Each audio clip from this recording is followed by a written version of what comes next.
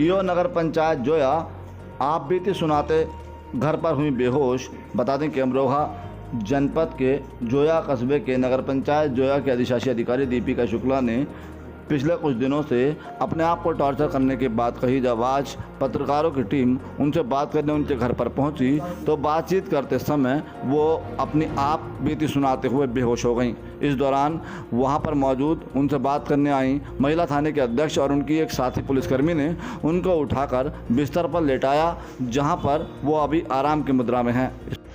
आप खुद सुन लीजिए दीपिका शुक्ला की आप बीती, उन्होंने किस तरह से अपनी दास्तां बताई। नेताओं से जुड़े हुए हैं, फाइल ही नहीं देते हैं, या तो वो सूचना जो बनाते हैं हम उस पर साइन कर दें, नहीं करते हैं तो फाइल मांगने पे देख करके करना चाहते हैं तो देते नहीं हैं। रिटायर बाबू कहता है मैंने चार्ज दे दिया है, करंट बाबू कहता है मैंने चार्ज नहीं लिया है।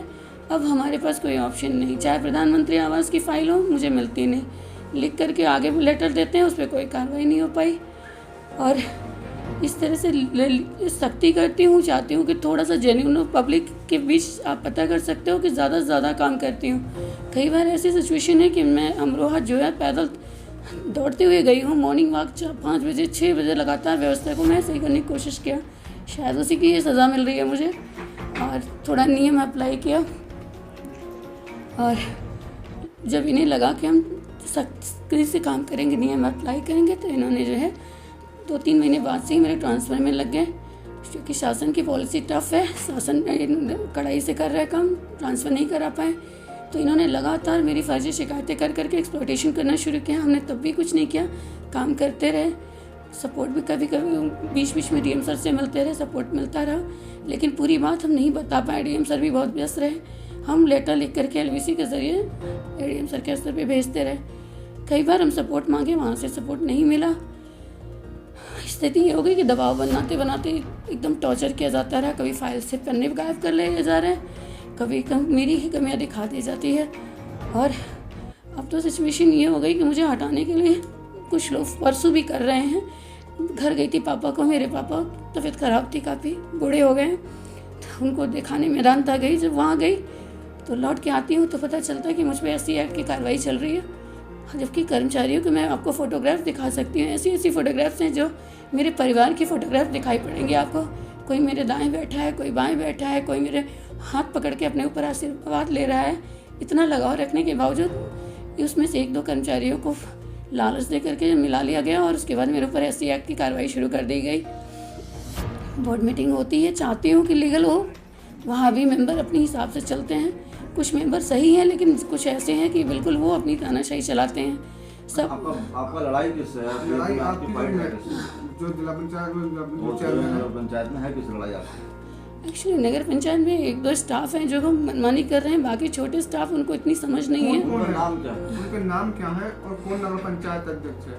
और चेयरमैन साहब हैं, महिला हैं, लेकिन बेसिकली वो तो माँ की तरह ही हैं।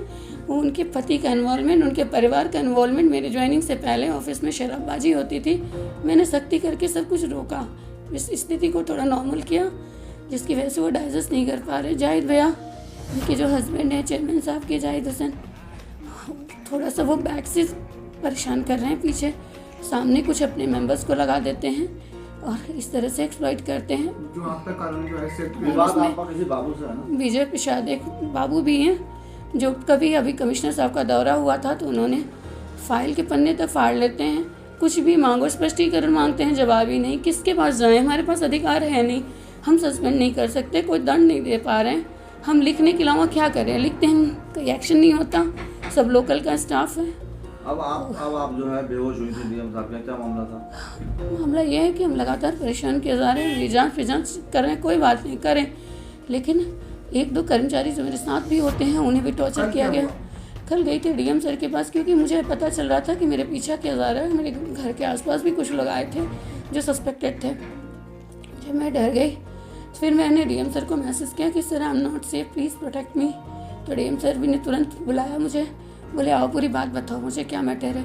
हम बताते रहे, फिर हम वहाँ पे LVC बाबू को भी बुलाया गया डीएम सर ने किसी मैटर में, क्योंकि मुझ पर कुछ LED लाइटों के फर्जी भुगतान के लिए भी दबाव डाला गया था। उस मैटर को मैं बार बार IGRS पे कम से कम 5-7 बार शिकायत मेरी डाली जा रही है कि मैं भुगतान नहीं कर रही हूँ। क्योंकि मेरे संज्ञान में ऐसा लगा कि ये लाइट आई ही नहीं है और एक पेपर तैयार कर दिया गया है। चूँकि मैं चार्ज ले चुकी थी और ख़रीदारी हो गई तो मुझे पता क्यों नहीं चला। ये क्वेश्चन उठता है कि भुगतान के लिए मुझे क्यों याद किया गया। फिर इसके बाद जब आप फिर डीएम सर को जब बता रही थी तो मैं बता ही रही थी कि सर मेरा लगातार एक्सप्लॉइटेशन हो रहा है। मैंने कई बातें आपको बताई है, कई आप बिज़ी होते हैं नहीं बता पाते हैं। मेरे अंदर बहुत ज़्यादा प्रॉब्लम भर गई है, मेरा एक्सप्लॉइटेशन लगातार हो रहा है। तो सब उन्हें बता रही थी। उस इसमें एक LVC हैं रविराज जी, वो आए। मैंने कहा सर मैं जब कोई लेटर लिख रही हूँ तो ये अपेक्षा करके लिखती हूँ तो कलेक्टर से सपोर्ट मिलेगा। तो उन्होंने कहा कि बिल्कुल मिलता है और आपने जब भी मुझसे मांगा है मैं देता हूँ आपको, तो और काम तो आपको करना पड़ेगा। तुमने कहा सर मेरा काम किसी भी जगह कहीं भी, पूरी व्यथा सुनाते क्या वहाँ तो कोई गिर गई थी क्या? बेहोश हो गए वहाँ पे करते करते ही अपनी बात बताते बताते, क्योंकि ज़्यादा हो गया था, मुझसे बर्दाश्त नहीं हो रहा था। फिर डीएम सर ने वहाँ पे महिला पुलिस उपलब्ध कराई, हॉस्पिटल भेज करके वहाँ चेकअप वगैरह कराया। तो उन लोगों ने यही बोला कि ज़्यादा प्रेशर की वजह से ही हो रहा है, शायद स्ट्रेस ज़्यादा हो गया आपको। अब आपको जो है आराम के लिए बोला गया था।